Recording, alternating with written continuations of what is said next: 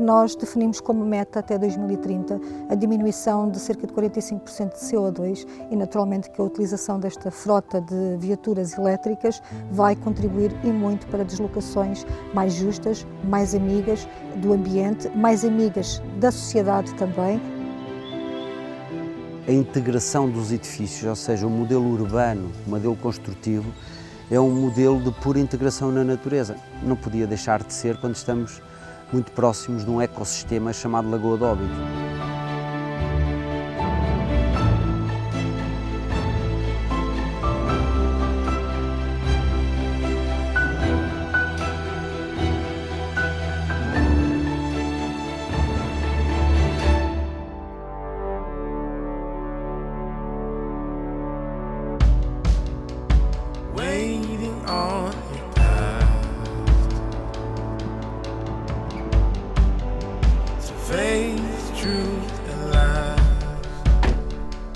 Dalila, este é um dos 5 veículos disponibilizados aos visitantes e residentes da aldeia de Castelo Novo. Que projeto é este que junta a rede de aldeias históricas de Portugal à marca Renault?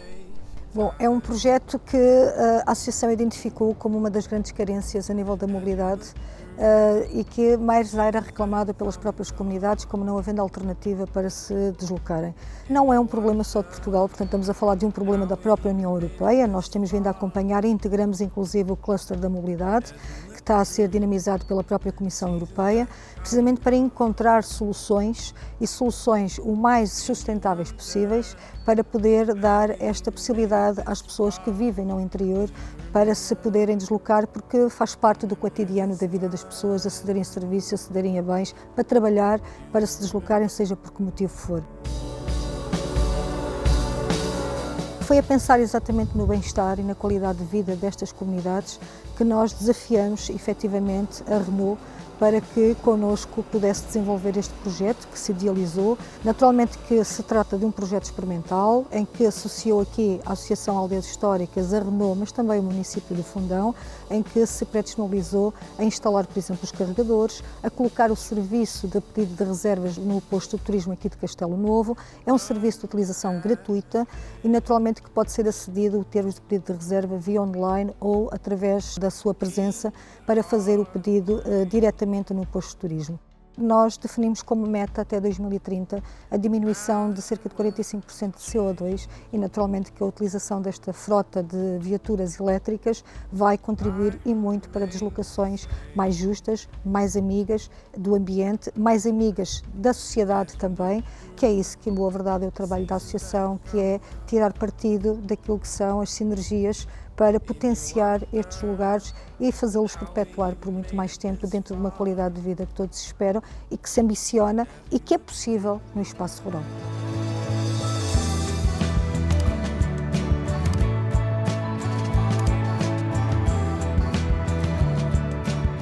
Portanto, este é um dos projetos que se insere aqui numa visão mais abrangente sobre esta temática da sustentabilidade. No fundo, que compromisso é que realmente a rede de aldeias históricas tem a este nível e como é que pretendem, no fundo, materializá-lo? Bom, a ambição é muita.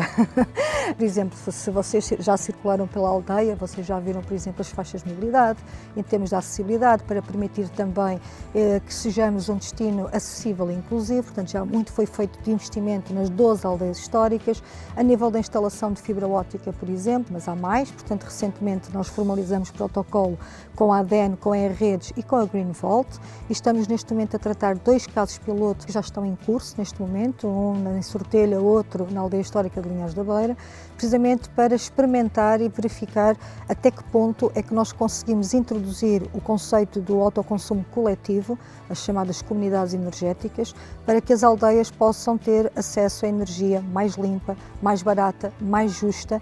Nos casos em concreto, vamos avançar com a instalação de painéis fotovoltaicos, mas pode haver noutras aldeias, por exemplo, em que o tipo de energia sustentável, renovável, poderá ser outra. Portanto, tem que ser um estudo caso a caso.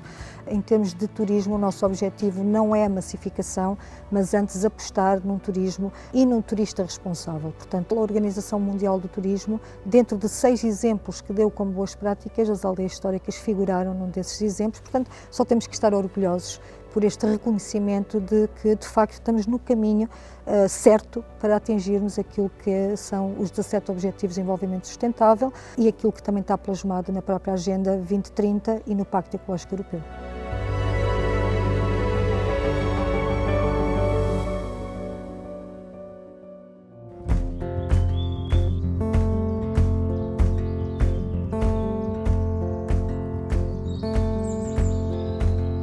O Rio do Pado posiciona-se como um hotel ecológico. Na prática, o que é que isso se traduz?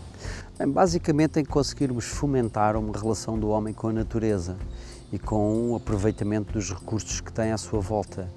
E isso eu creio que o Rio do Prado faz bastante bem, porque mal entramos, começamos a percepcionar isso, a ver as madeiras recicladas com que se fez as cadeiras, a mobília, as decorações, e um pouco por todo o lado vamos percebendo que a integração dos edifícios, ou seja, o modelo urbano, o modelo construtivo, é um modelo de pura integração na natureza. Não podia deixar de ser quando estamos muito próximos de um ecossistema chamado Lagoa de Óbidos, e portanto esse é um dos elementos simbólicos mais fortes da marca Óbidos e do concelho de Óbidos, não é? Ao lado do seu castelo nós temos a Lagoa de Óbidos e portanto estando aqui não faria sentido fazê-lo de outra maneira e portanto a ecologia não é outra coisa senão um caminho que nós escolhemos para ir implementando aqueles serviços que reconhecemos na hotelaria, não é? O alojamento, a restauração, as massagens e as atividades, mas aqui trouxemos, para além disso, desses serviços, depois também muitas coisas, um elemento cultural, criamos uma biblioteca única,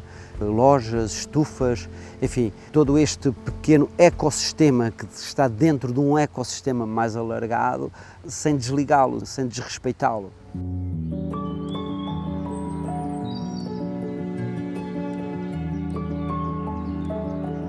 Nós temos os sistemas escondidos, não é? Aqueles que as pessoas não se apercebem. O facto, por exemplo, a água do autocolismo ser uma anterior água dos banhos que é reciclada com um metar dentro da própria propriedade, é algo que nós não percebemos. Se for explicado ou se lermos, temos isso no website, isso em muitas medidas. Ou se explicarmos que temos painéis que produzem 30% da nossa energia, painéis fotovoltaicos, é algo que já pode ter alguma visibilidade, mas mesmo assim estão disfarçados, há um parque de estacionamento. Agora, o mais relevante até é aquilo que o hóspede consegue perceber mal chega sem que ninguém lhe explique, não é? Quando vê que nós reciclamos as madeiras, fazemos o upcycling, fazemos a mobília toda, fazemos as decorações, fazemos esta integração com o uso das árvores, com a natureza, questão da energia, usar a natureza para controlar a energia, com árvores de folha caduca, por exemplo, que têm folhas no verão para baixarem a temperatura em frente aos quartos e que perdem a folha para permitir que o sol entre durante o inverno, ou seja, todas essas estratégias são estratégias visíveis, estratégias que facilmente qualquer hóspede mais ou menos interessado na questão ecológica consegue reconhecer. Nós adoramos a gastronomia e achamos que uma forma de fazer com que as pessoas se sintam em casa e que se sintam bem e que retirem prazer de uma estadia, é utilizar a gastronomia, a cozinha, os produtos locais, os vinhos, e decidimos fazer um espaço em que cozinhamos ao vivo e promovemos a junção das pessoas, como uma praça, um mercado, e em que aqui cozinhamos precisamente com esta estratégia em que não há desperdício alimentar.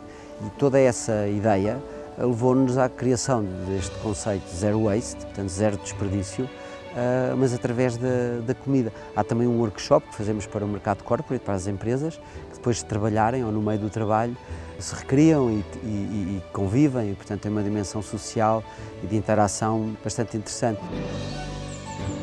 Nós queremos ainda ir mais longe. Nós achamos que só faz sentido fazer hotelaria se as marcas trouxerem ambição e se trouxerem cada vez mais respostas. É a única maneira, aliás, de triunfar no mercado, porque as pessoas o mundo está em mudança, o mundo requer novas abordagens e hoje nós vivemos uma abordagem que a nós nos preocupa muito e queremos dar um passo mais afirmativo no futuro, que é a questão da intervenção social, a questão da saúde, o repensar as características do wellness. E, portanto, há muitos problemas de novo tipo na sociedade e os hotéis têm um papel, têm a obrigação de desempenharem um papel muito forte nesse contexto. Nós temos que parar de ser umas cápsulas em que abrigamos as pessoas aqui dentro como se estivéssemos aliados do mundo lá fora, e é nesse sentido que nós queremos continuar a trabalhar o tema da hospitality, o tema da hotelaria e o tema do turismo sustentável.